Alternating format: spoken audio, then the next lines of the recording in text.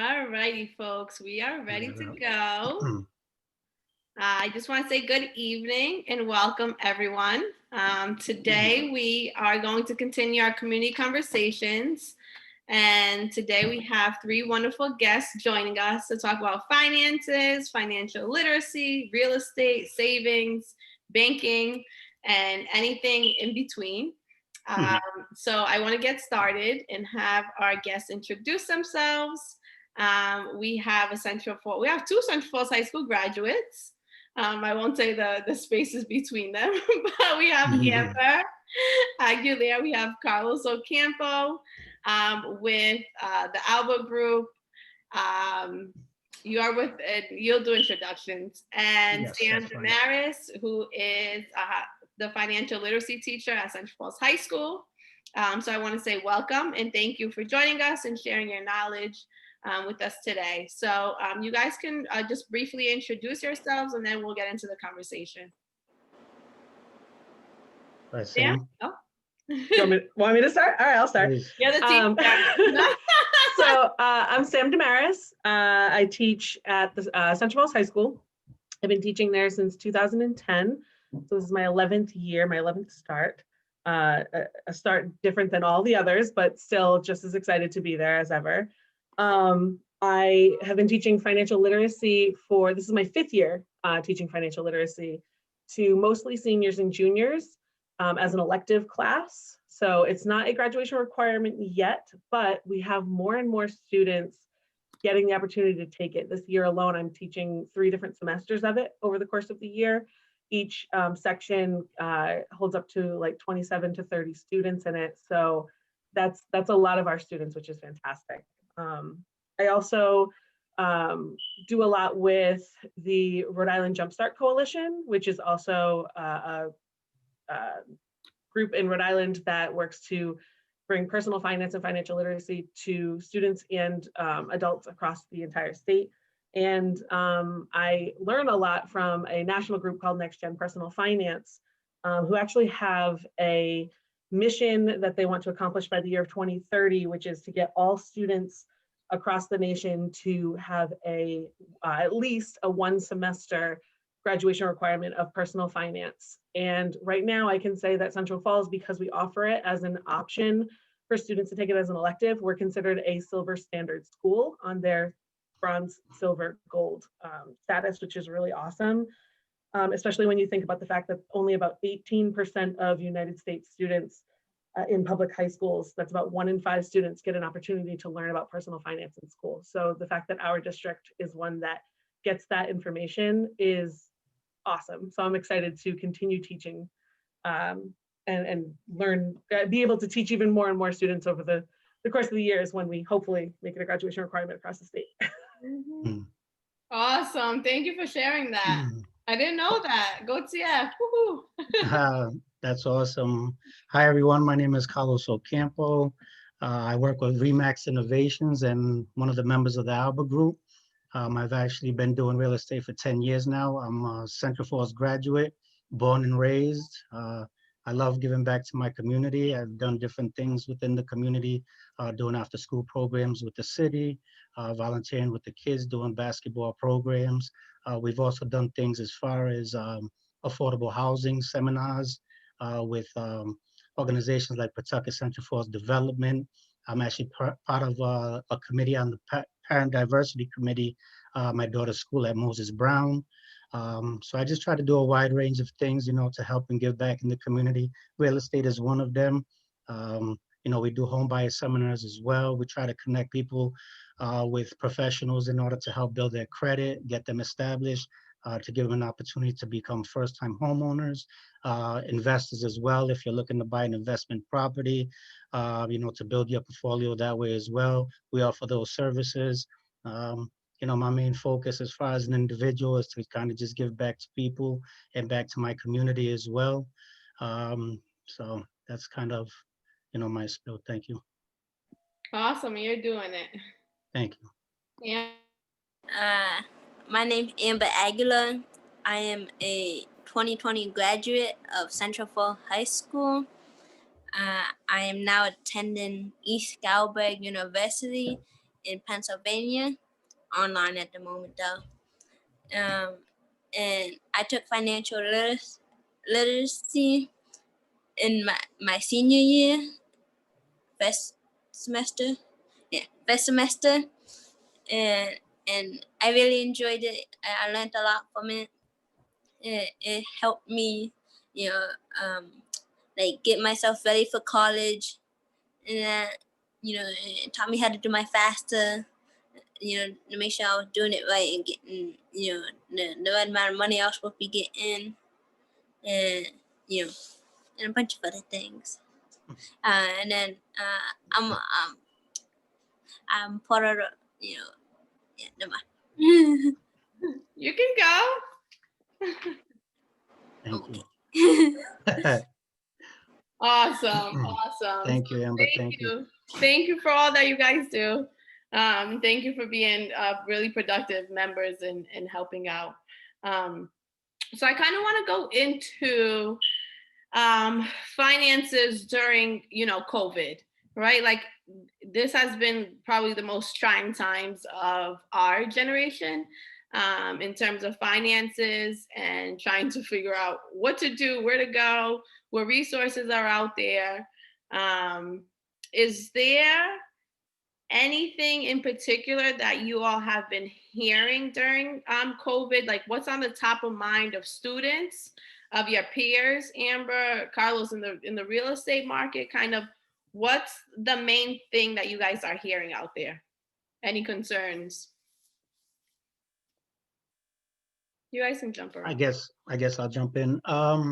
As far as, since the pandemic started, there was a lot of concern of the market crashing and prices coming down, people losing, what they've invested in, or, possibly even losing their properties. Reason being is because some people were not able to pay their rent.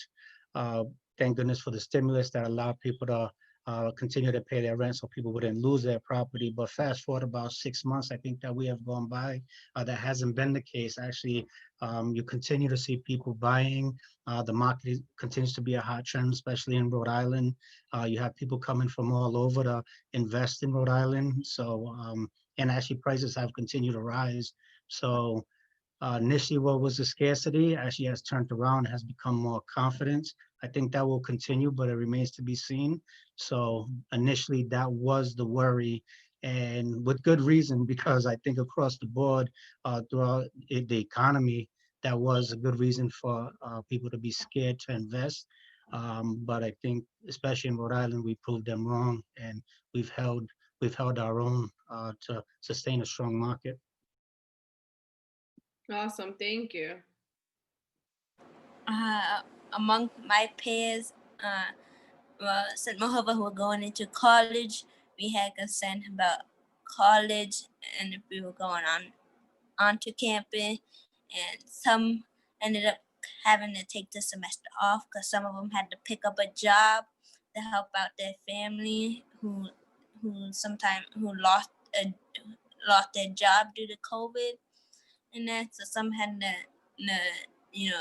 hold off on college to help out their family, and to help out like their younger sibling in that with school and that, cause some parent would be able to find a job, but then they didn't have a sitter, daycare. So we kind of some of us had to hold off, and then and with money for college, it was kind of difficult for some of us. Colleges kept fluctuating their tuition costing, and debating on whether you were gonna go on to campus or not, and like why you're gonna pay all this, you're not gonna be able to use all the campuses, like ability, like the library and that. Some school you're not allowed to go in, but you still have to pay for them and that. So now some of my peers were struggling with, and that we noticed. Yeah, that's tough. It really is tough, and I think the age group that kind of just graduated from high school to like the 25-year-olds have had it tough, especially like commuter students, right, who maybe you go into a community college or a local school in Rhode Island. Between family duties and working and COVID, it's been extremely difficult, but I just want you all to stay in it. There's a time for everything, and if you guys just push through it, it may not happen, as you guys had planned, but it will happen, and you guys will get through it. And I'm sure your families appreciate everything that you guys are doing as well. Sam? Yeah, I definitely echoing what Amber was saying. Just hearing from some of my seniors from last year when they were graduating, that tough decision of, they got accepted to their dream school, but the dream school's in Connecticut and they don't know if they should go there and risk it and live on campus and pay that money. But even though they haven't been able to work to help save up some money to make those initial down payments that their financial aid didn't cover, or do they do something virtually where now they're paying that money for an out-of-state school when they're not even getting to experience the campus because they're at home? And what does that mean as far as the experience goes? And so I know some students decided to change or delay going off to an out-of-state school because of that, or decided to change to take a year at CCRI if they were going to start right away, and instead of going to their dream school as a freshman, which is tough to deal with, but like you said, sticking it out and getting through it no matter what, because the education is the education, and your goals are your goals, and you have to keep them at the forefront. Whenever I start my class, I always ask the students, what do you want to learn? What do you want to get out of this class? Because out of all the classes that you take in school, this is the one where what you learn is definitely going to apply in life. So the things that most of the students tend to want to know about is, obviously, how do you get a credit card? What does it mean to have debt? How do you get a bank? How do you buy a house? What is investing is? What is a stock? How does a stock work? And so those are all the different things that we cover in the class. A bunch of other things too. Amber had mentioned we definitely go over the FAFSA, which, by the way, any seniors out there right now, FAFSA opened up on October 1st. So you should be creating your FSA ID and getting that FAFSA done, so that the earlier you get your FAFSA completed, the more access to some of the financial aid that you have, depending on where you're going to go. But we talk about that stuff. We talk about taxes. How do you do your taxes? What do your taxes even cover? What's the process? So we cover all of that stuff, and I haven't seen a change in interest with COVID. Everybody is still just eager to learn about absolutely anything that they can before they're entering, the real world. Awesome. Thank you for sharing that. I have the same questions too. Me Sam, too. this question is for you, but anyone feel free to jump in. So when you're going through like the financial literacy course, it's probably a student's first job, right? Their first chance at saving money, buying things. Do you do any activity with them to talk about budgeting and where your money's going? Do you even have money to save? These are like real questions. So like for the average person, how do you break down a budget and saving? Like how can I even start that conversation? So having the conversation is actually the biggest thing. And I stress it to all my students all the time that talk to the adults. Like if you're a young adult and you haven't done this before, talk to the adults in your family or that that have done these things and get that information. Money is such a taboo topic that nobody wants to talk about, but have those conversations. If you're an older adult or an adultier adult, talk to your colleagues and your peers and strike up a conversation of what is it that they're doing if you can get tips. But some of the things that we definitely talk about is you have to know how much money you're making and how much money you're spending. And so one of the things that I do with my students is that we take a month and I have them write down every purchase that they make, and they keep a log of it. They don't have to tell me exactly what it is, but they can say like food, however much money it was, Uber, however much money it was, and they just go through. And at the end of the month, I have them look at it. It's a personal exercise, they get to look at it at the end and be like, how much money did I actually spend in 30 days, 31 days? And when we're in school, a lot of that money goes towards, the things that they buy at the cafeteria, at lunch and things like that. They see like, oh, look at this, how many times I'm buying cookies or chips or whatever, or how many times they're running to the store to get snacks. A lot of the expenses are food related, and they get to see at the end like, oh, I'm spending so much money on food, and we start talking about like, okay, now that you know what you're spending, how much money are you making? What do you spend more than you make? Where is that money coming from? From a more adult perspective, definitely knowing what you're spending, keeping track of that, keeping an eye on your bank account, keeping your receipts and really looking at them after a month and saying, okay, where did my money go? But also knowing, when is your money coming in? So are you getting paid every week? Are you getting paid every month? Are you getting paid bi-weekly? And then what bills do you have? What are the necessities that you have to spend? Like, what are those fixed expenses, your rent or mortgage, your electricity bill, your heating, once that kicks on, everything, what's the typical amount that you're spending on food and groceries, and really tracking that and writing it down and doing that for a couple of months and seeing, okay, where does the money go and how do I need to adjust it? The beautiful thing about financial literacy is learning about how finances work. But the other term that we use is called personal finance. And that name is so key because there's no right answer for everyone. It's personal. It's going to be different for every family. It's going to be different for you at different times of the year. You always have to be tracking your expenses, tracking how much money is coming in, comparing that and looking at it and really saying, okay, like, where are the things that I need to make changes on and adjusting it. The budget you set today for yourself will not be the same budget you're going to use in 4 months. If it is, you need to look at it again, because maybe you're lucky enough where it stays exactly the same, but something's going to change, something's going to fluctuate. And then no matter what you're doing, you have to adopt, or you don't have to, it's personal, you can do whatever you want, but it's strongly suggested that you adopt the idea of paying yourself first. So even if it means that out of every paycheck, you put $5 into a savings account or into a drawer, wherever you're putting it, hopefully in a savings account where it's safe, but $5, $10. It may seem like you can't spare that $5, but if you can't spare the $5, put $1. If you can't spare the $1, put 50 cents every single time you get paid until you can up it to a little bit more and then a little bit more. And set a goal for yourself that, by the end of the year, you want to be able to save $25 from every paycheck. And then can you up that even more? Can you save $100 from every paycheck? And until you have that savings, because that safety net is what is going to help you through hard times like a pandemic, like we're in now. And a lot of people got hit with the pandemic without a safety net. And that's where a lot of the struggle came from. Thank you. Carlos, Amber, do you have anything to add to that?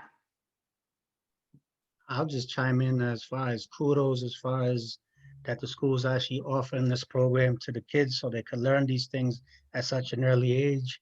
I don't recall having that, but my time was a little time ago, so that's not the present, but that's so awesome, that the kids can learn that personal finance, what to do with their money, even if it's just in small increments, but it helps them take those habits into their adult life and start implementing those as when they get out of high school, college, get out of jobs, or their trade, whatever it may be. So that's so awesome. And it just sounds like you're doing an amazing job. So kudos to you, Sam. Kudos to the program and to the school for putting that together. Amen to that. Thank you. Yeah, and just to echo some thoughts. So I didn't start doing a budget until maybe like 2-3 years ago. And I listed everything out. And one of the biggest things I realized is when I was in college, you guys don't do this. I ran up a lot of credit card debt. Amber, don't start early because it catches up to you. But what I was doing is I was paying a lot of interest. I was paying probably more interest than the amount. So what I did was I opened up a 0% card and I transferred my balance if I knew I would pay it off in a year, 18 months. And that kind of saved me kind of hundreds of dollars in just interest fees. Even National Grid, there's no way around National Grid.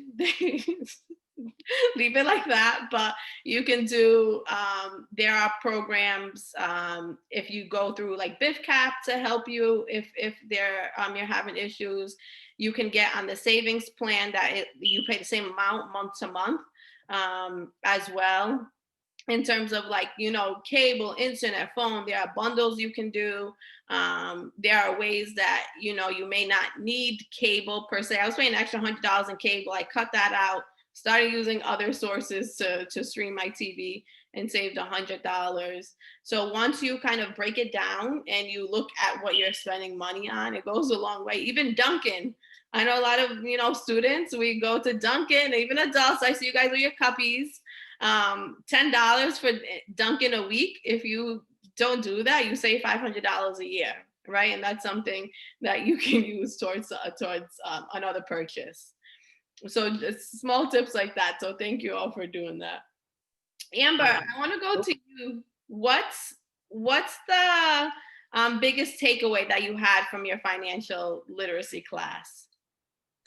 One of the biggest thing I got from taking financial literacy, when I learned how to do my taxes, and I learned what's being taken out of my paycheck and what's being put into my taxes, and how much I'm gonna be making back if I'm a dependent, if I'm if someone claims me, like my mom, and how that gonna work when I fill up my taxes coming up in December. You want to fill out your taxes early, guys. Don't be late. And so I'll be able to learn how and how I could help my mom out with her taxes if she ever needed help, instead of maybe going to H&R Block. Instead of paying for them to do it, I maybe help my mom out and do it for free for her. That's awesome. And stuff. So yeah. That's awesome. Good. Look at you. Yeah, I tell my parents too. I can do their own, but they always go to H&R Block. I don't know. Yeah. Maybe that's something I don't. There are so many free. Depending on how much you make, what your income cap is, there are free opportunities or free resources on the internet too. Websites that will allow you to do your taxes for free through that. So being aware of how your taxes work. Once you get your all your paperwork in January, not December, but January, you're close. Once you get all your paperwork in January and you can start going through all of that, you definitely want to get it early, and seeking out as many free or low cost resources as possible, because you don't want to be spending more money to be able to figure out that stuff if you can avoid it. So we definitely try to, try and show the kids how their taxes work, how to do their taxes, but then also some of the resources that they can use for that help before having to pay the big bucks. Especially before their lives get more complicated with, owning homes or having kids or, having a business, where that's when your taxes get a little bit more complicated, and it might be important to seek the advice of, someone at a more professional level than yourself. Carlos? And yeah, just to piggyback off of what Amber just said, the importance of it, being able actually to help out your parents, because some of our parents, they don't understand the language, or they came from another country. They might not understand certain things. And even if they do understand the language, they just might not know the fundamentals and the principles that they're being taught or we're being taught. And we could at least, have that conversation, or if they're doing something, at least put that bug in there where it could actually make a difference. So we're helping each other, and we're educating each other. We're taking that home, and we're actually building, which is empowerment. So it's awesome what you're doing. Is deep. So awesome stuff. Carlos, I want to go back to you. One of the things that Sam mentioned her students talk a lot about is entrepreneurship. I hear students say all the time, I want to start my own business. I want to do this. I want to do that. Can you talk about a little bit about your journey and how you made the change to the switch to real estate and investments and working, with a professional group? How did that happen, and what tips do you have for folks? Well, it's funny that you mentioned that, because we are in the era of people that want to be bosses without, haven't actually earned their stripes, which is fine. It's just the era we're in the society that we're in now. But as far as my journey, it was a tough one. It was a tough one to get here. What I would say to kids or to individuals, it doesn't necessarily need to be students, is really just to take on the challenge and to work hard and to really look at yourself in the mirror and just know it starts with you. You can blame your parents, you can blame your teachers, you can make you can always point the finger, but until you sit there and actually hold yourself accountable for your life, then it's going to be hard for it to really change. Um, I've had many jobs, when I first started real estate, I was actually working in human services with special needs clients. And I was working there about 65, 70 hours a week. And then I got my real estate license. It took me a whole year to actually make my first sales transaction, which all the money that I invested in gas, time, fees, my real estate license, it didn't even cover that for my first sale. So, it was very bumpy road. It was very hard and overwhelming. So what I would say again is just to work hard. You never quit, you never give up. After year 2, I started seeing a little bit more results because the hardest people to convince is your closest people because they know you from another life, right? Or another type of job, another position, a different type of personality. So you have to work on changing that perspective from others, but even more so about yourself. You have to really become that person before somebody else can really believe in you. So as long as you believe in you, things will start to manifest and work things out on its own. But you really have to put the work in, work hard. Never give up. I was doing 65, 70 hours a week in my other job.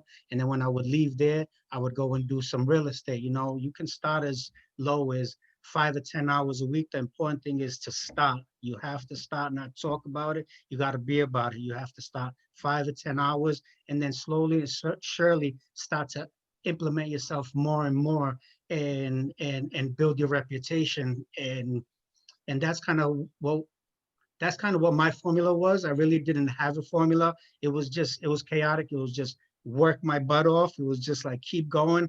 I couldn't listen to the naysayers. I had to just believe in myself, even when I doubted myself. I wanted to quit so many times, I also have 4 children that I also had to either go show a house, go meet with a client or be with them. So sometimes I had to make that hard decision to miss one of their games, not be able to take them to practice in order to believe in my dream. My thing and one of my motivational factors was, if I don't go after my dreams, it's hard for me to convince my kids to go after theirs. So while I was in the process of trying to create my dreams and go for my dreams, I was able to really look them in their face and really tell them it is possible, and to go for it. And I think, I was successful in that because that's what they're kind of doing right now. So work hard, give it everything you got. You have to start in order for it to actually happen.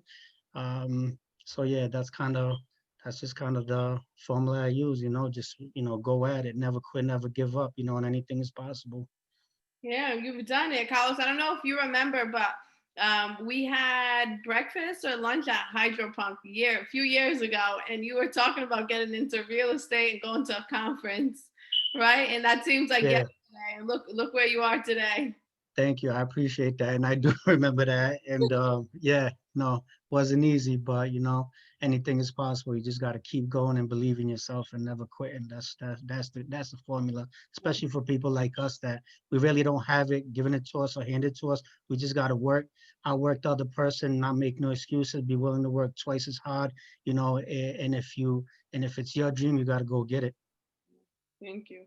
Sam, this is for all of you, but in terms of saving tips and building credit, what tips do you have for folks? We'll get into kind of home buying in a little bit, but to even buy a home, right, you need to have a certain credit and certain paperwork in line. Like, what advice do you have for folks who are looking to build credit or looking to save money for that down payment? So you said the magic word in credit is it. Your high school GPA determined, whatever, as far as college opportunities or yada, yada, yada. Then that kind of gets wiped clean and you become an adult and it's whatever. Your credit score is your lifelong GPA, right? That number is what gets you access. It's what opens the door for you to so many opportunities. You shared about, getting credit cards and having debt and, having an issue maybe paying off that debt because you have access at a younger age to what seems like free money, but it's money that you owe back, and you can really damage credit in that sense. And how do you bounce back from that, or how do you even just start? How do you build it? I didn't get a credit card till I was 26 years old because I was afraid of the idea of credit. I was like, all I know is people who have a lot of debt. My parents had debt, and it was like one of those things where it's just like, I don't want that to be me. I had enough to deal with my student loans. I was like, I don't want more of it, but I wasn't building credit either. So I had no debt, but I had no credit. So, you go to try and buy a car and they're like, you don't have a credit score. I don't own my own home yet. I'm still working on, building my own savings for a down payment on one day. And I also haven't decided where I want to put my roots down yet. But as far as like other bigger purchases, a car, furniture, anything, they're going to look at that credit score, and that credit score is your credit worthiness. It's how likely are you to be able to pay things back on time? How likely are you to be able to handle larger sums of money without spending all of it? And so if you end up in a situation where you've ruined that credit, one of the ways to bounce back from it is to get what's known as a secured credit card. And what that is it's a credit card. It's through the major credit card companies or banks. And if you sign up for one, you basically can put your own amount of money onto that card. That's what makes it secured. The money that you're putting onto it is like a form of collateral. When you put that money down on the card, whatever that limit that you're adding on it is your credit limit. And so then you use that money on that card like a credit card. And then at the end of that month, you pay it off. But paying it off is really you reloading the card, and you're showing like, hey, I can be responsible with this amount of money.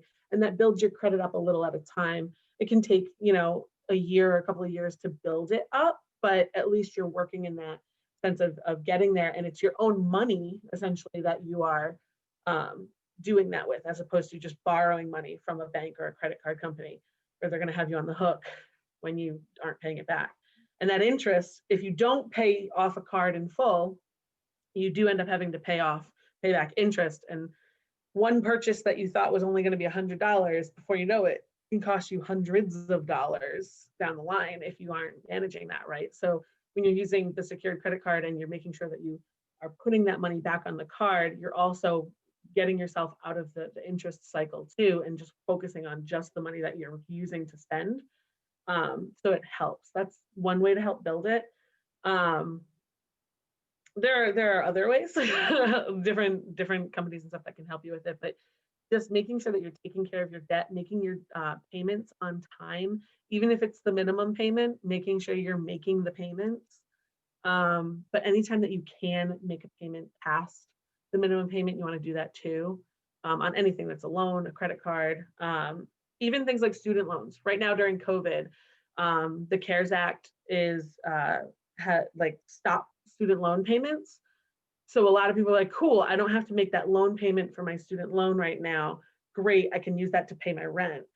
But if you're someone that can afford to pay your rent and still put a little towards your loans, when you're putting that money towards your loans, you're helping to pay off that loan to lower your interest in the end, even though you don't have to pay it right now because of the CARES Act, because of the pandemic.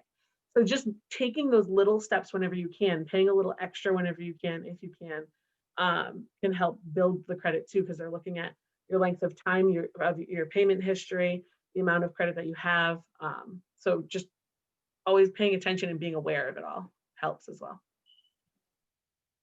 And Carlos, Amber, I don't know if you guys have anything to add, but in terms of, our community of Central Falls, like I think you guys both mentioned, most of our parents kind of didn't have this financial literacy piece, right? There's like the generation before us couldn't really build wealth like other, to put it clear, white folks could build wealth, right? Like opportunities weren't presented to us, even in the real estate field.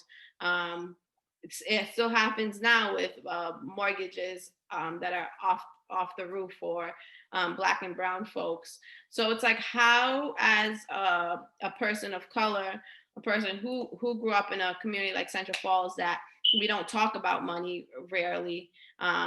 We don't have the generational home to pass on to our families. How do you begin those conversations, and how do you start to talk to the younger generation about building their wealth and saving and all those conversations? Well, me personally, I think what we need to do more as a community is have more programs and opportunities, whether it be through organizations, nonprofits like PCFD, a partner that I've built relationship with throughout the years, that actually make homes affordable for residents within our communities, so they could become their first homeowners. I think that's huge. Now, as far as for the youth, it's just more or less learning the process, what it takes to become a homeowner. Sam, great advice as far as the credit building. That's one of the things that they're definitely going to need, is to learn and know what type of credit they need in order to buy a home, and then also the process in which it takes to actually purchasing your first home. There are first-time home buyer seminars.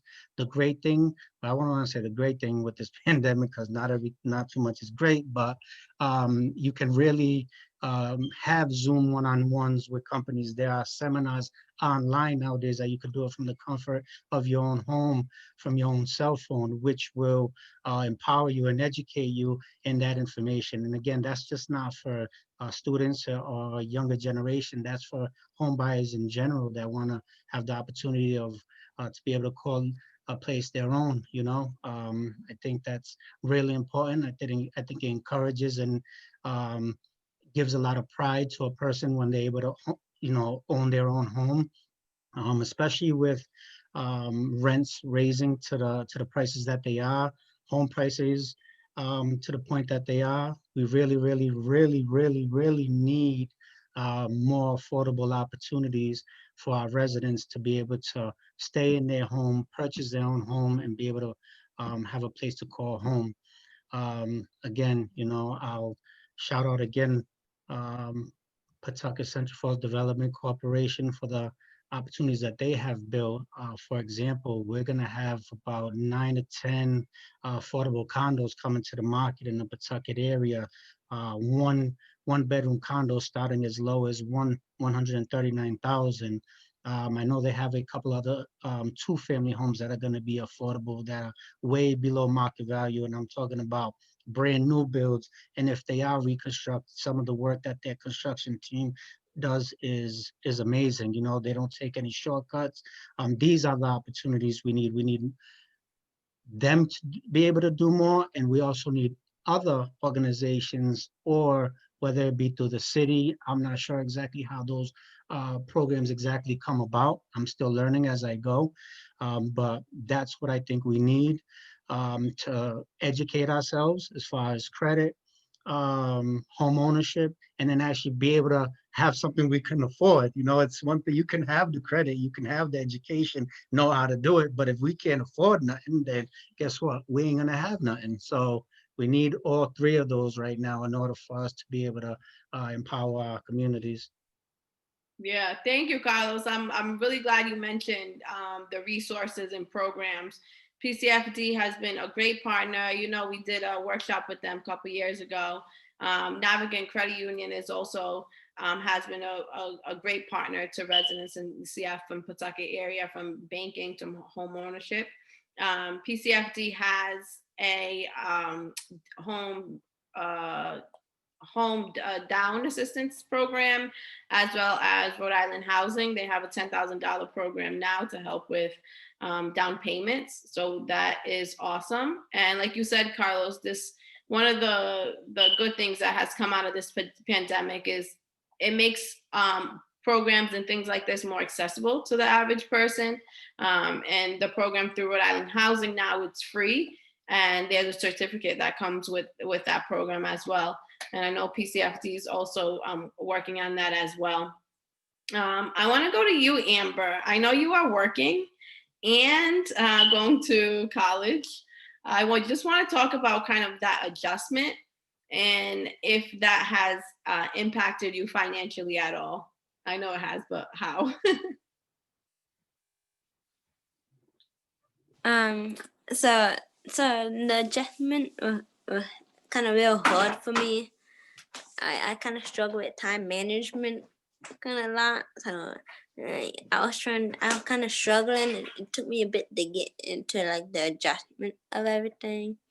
'Cause I had to make sure I would do my school in the morning, and had to make sure I was working with my manager and like plan out a good work schedule where I was still getting like good amount of hours a week while staying in track with my school schedule, so I'll be able to be getting everything I needed for school at least done, and being in class at least for when I had like scheduled Zoom meetings. And it was kind of hard because sometimes I would have to pick up a shift at work in the mornings, and so I would have to be on a Zoom call while I was at work.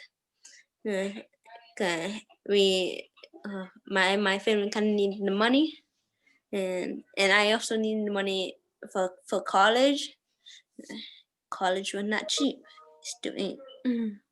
and to pay off my tuitions, and I have out of state tuition. And FAFSA helped me with a lot of it, and I got lucky. My school cut out like all their on campus activities, so I got lucky. I didn't have to pay for those, so my cost went down. But I still have to pay over $2,000 just for my one semester. Or that I originally had to pay $13,000 out of pocket, and like a real struggle. Cause my mom and that we never had like a college fund for me or any of my siblings, so we all just just to pull it, make it work. Or do a student loan, which was kind of difficult to do, but yeah. I finally got into like the adjustment of everything, but I still find time to time that it's a real struggle for me. Absolutely. Well, we're proud of you, and you're doing a great job. Thank you. Mm-hmm. Can I throw something on there real quick? So you mentioned, Amber, you mentioned, family didn't have a college savings fund for you. Mine didn't either for me, having to figure it out all on your own, and you get the debt for it, and you got to work to pay it off and everything at the end too, and all that. There is a resource out there that people can use, and to build a college savings fund for, members of their family, sons, daughters, grandkids, things like that. And it's the 529 College Savings Plan. And every state, or at least almost every state, has a college savings plan, the 529 College Savings Plan, almost like you're investing into a college savings plan for college. And that money can be used tax-free for college expenses once you go to access it, once the beneficiary of it gets to start accessing it. So definitely look into that if you want to start creating a college savings plan for any of the children or anything in your life. It can definitely be a help. And you don't have to necessarily sign up for one from Rhode Island. You can sign up for a 529 savings plan from any state. You look for what state has the best offer or the best plan for you, and you can have the savings plan through there. So just another resource for, maybe not so much the students that might be watching the call, but some of the adults that, when trying to plan for their kids' futures, it's an option. Do you all have any tips on life insurance? Like, I know, like, when I talk to a lot of like family and friends, a lot of them don't have life insurance, and then something happens. I tell everyone the one certain thing in life is death. Um, but a lot of our people that I talk to, they don't have life insurance. Do you have any advice on top of like the college savings on life insurance as well?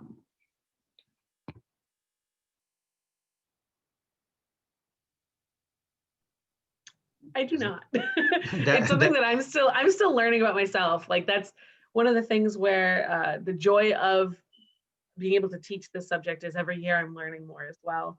Over the summer, I spent a lot of time learning a lot more through Next Gen Personal Finance of a lot of different topics. Haven't gotten to the insurance piece of things yet. So I personally don't have any yet, but I also don't have any dependents unless you consider my 2 cats my beneficiaries. So it's one of those things where I don't have any advice to give, and I'm still working on gaining my own knowledge, which is something, you're always learning, and it's never too late to start learning about this stuff as well. So I'll stay in my own lane as far as giving advice or professional advice, but I definitely know we need it and we should be looking into it to get it. One of the things that we can maybe try to get, which is a little bit more affordable. I mean, again, I'm not giving professional advice in this lane whatsoever, is term life insurance, is because you can at least get it. It's a little bit more affordable. It's not whole life, but I definitely think for one, again, we definitely need it. For two, we should be looking into it more, getting educated, just as important as home ownership, especially for families with children. I do know that a more affordable option would be the term life insurance, where you wouldn't be covered for your whole life, but then there's also a term that can convert into whole life. So we definitely need it as a community. We definitely got to take care of our kids, and should anything happen, have some type of protection for them. Carlos, you did bring up a good point that I just also want to throw out there, which probably should have been said at the beginning. I'm not a professional financial advisor in any way. I just teach this stuff at the high school level. So take anything I've said with a grain of salt, but you get my perspective as someone who's been learning about it for the last several years, and take it for what it is. Yeah. Another question I have, are there any apps that folks can use or that you all are familiar with that can help you with personal budgeting and financing? One that I use is I use my bank's app. So the bank that I have has the opportunity to have it'll split out what you've been spending your money on. You can do your automatic bill pay through there. It'll track things. And it comes with my bank account. So and it's already tied to it. I don't have to worry about, giving my bank account information to a third party app at all. So that's what I basically use. So making sure that you are fully using what is already in your pocket, essentially, and exploring those avenues. Yes, same, Mr. Mays. I use my bank app. I use Bank of America, so they already have it set up, and you can see how much you're spending and how much you're making incoming, and so you can see the difference in between what you're making and what you're spending, and I can see for all the past month now I've had my bank account. I could see which month I spent the most and what I spent most on, and what months I did real well on not spending so much, and my income was higher than my spending, and that, so I'll be able to see what months I broke for buying things that I've seen online, and the months that I was that I was able to hold myself oh, I know we don't need it. And then so same with Mr. Smith, my bank already has it set for me. Yeah. Thank you. Carlos, I want to talk a little bit about home buying. So Central Falls currently has the lowest home ownership rate in the state. And it's important, for people to have like stability, right? When we talk about wealth and moving up in life, I think one of the biggest things people look for is a home, right? So they can settle down and set their roots. What are some tips that you have for folks who are like very interested, have been looking into this for years, want to start the process? Like, what do they need? How do they start to have these conversations? Well, for one, I think the reason our numbers are low, I think, is lack of education and lack of real programming that could really help our residents, have the opportunity to buy or show them exactly how to do it. I think, one of the best ways besides, I mean, you could go to seminars, online, things like that, but I think one of the best ways is find a trusted professional that is willing to work with you, and kind of sit down with you and really show you the ropes, educate you, give you information, follow up with you, or just, be someone that they can reach out to when they have a question or they get stumped at a certain part of the process. So that to me, I think is number one, having someone that can help you individually. We can have all the information online and on the internet. It could get overwhelming. Sometimes you're like, it even happens to me sometimes when I'm trying to do certain research, what should I pay attention to? What should I not? What trends are accurate? Which ones are not? So never mind someone that is just trying to learn from the ground up. I think you can skip a lot of bumps in the road by working with someone, whether it be someone that you know in your family or someone that you can be referred to. I think it's really priceless if you could find someone that really is trying to help and give back and help you. So I think that's priceless. That'd be number one. Find someone that you could trust, that that could give you advice and help you through the process. Mhm. Any tips about building credit, or even a lot of people don't know what they can afford, right? Like, how is that? I know it's something personal, but is there something that folks can do to kind of figure out what they can afford and where? There are apps online. I wouldn't specifically give one out just because I haven't used one and I can't co-sign that, but I would give the same advice as far as using a professional. There are mortgage brokers, there are lenders out there that you can go sit with that can actually evaluate how you look in the eyes of a lender.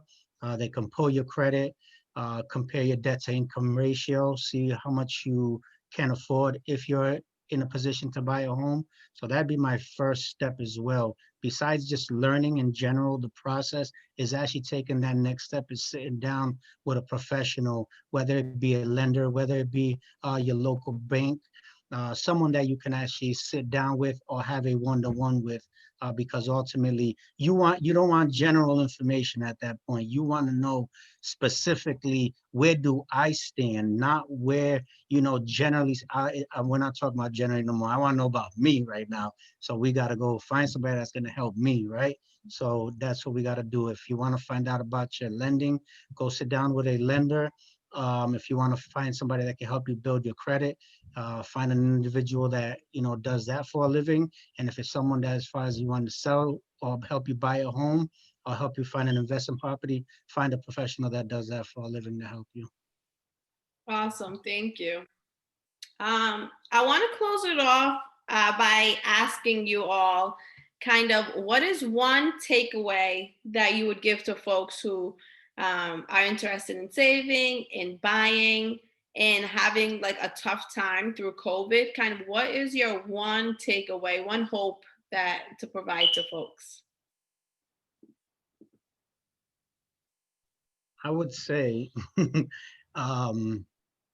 learn not only about home buying, but how to actually sustain a home, right? How to be a landlord. A lot of people want to buy multifamilies and things like that, but don't know the rights and don't know exactly what some of those things entail. There are seminars for that as well, classes, books. I think that's just as important as buying home, is being able to keep your home, and make sure that you're able to pay your mortgage and what kind of bills and surprises could come up when you are a homeowner, so just as important as owning a home is being able to sustain that home. So sometimes that gets lost in the shuffle, but that needs to come more to the forefront, so we have less people losing their properties and less of their money that they actually invested, for their families, their sweat equity and things like that. That is one of the worst things, that could possibly happen. So we really need to educate people more on that. People need to educate themselves more on that. And I think that those are pieces that need to be offered more to the community as a whole. Absolutely. Thank you for that. Amber, Sam? I think I'll just say, just start saving. Whether you want to buy a house, maybe you want to start saving for a child college fund, maybe you want to buy a new car or something. Just start saving like now. It could be just like Mr. Mayor said, maybe just a few dollars at a time. Set a goal for yourself, and then reach that goal and then make it a higher goal next time if you can. Awesome. Thank you. Have hope. This is hopefully all just temporary, and things are going to get back to in the swing of things. So, take the time to educate yourself in any way possible. Have the conversations with the people that are around you that you feel you can trust having those conversations with, and be open and honest about it. Parents talk to your kids, kids talk to your parents. Don't let money be a taboo topic.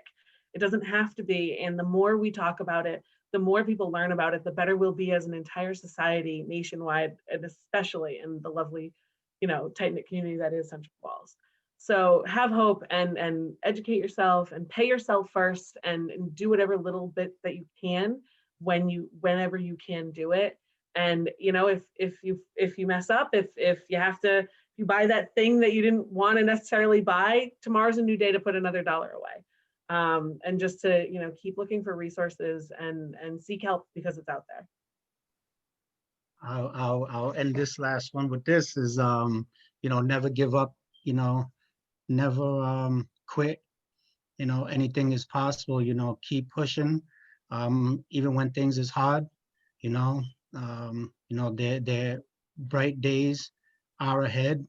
You got to work for those, and you got to fight for those, because no one's really going to come and give it to us, but again, just never give up, never quit, take care of your family, be a good person, give back. Don't always try to take, you can always give. Giving is receiving, and it's on you to make your life better. I know sometimes it don't look like that, or it don't seem like that's the way, but ultimately it starts with us as individuals, to make that light spark. Mm-hmm. Thank you all for sharing that. We didn't get any questions on Facebook, but if it's okay with you all, I'd love to share your emails with folks. If they have any questions, they can reach out to you. I was just having this conversation with a friend earlier, and I said, you miss 100% of the shots that you don't take, right? We're all basketball players, but you miss 100% of the shots you don't take. So if it's saving that extra $5, if it's putting yourself out there, if it's trying to learn a new skill, you are what you put in. So I just want to challenge you all to just give a little bit more. When you don't think you have it, you do, and just push yourself a little bit more. Finances, the economy will go up and down, but as long as you fight through it, I believe good things can happen. So I want to thank you all for joining us. This will be available on Facebook for folks to view and share. So I want to say thank you again, and I hope you all got something out of this today. Thanks for having me. Thanks for having all of us. Thank you. Bye, guys. Bye. Thank you, Colleen. No problem.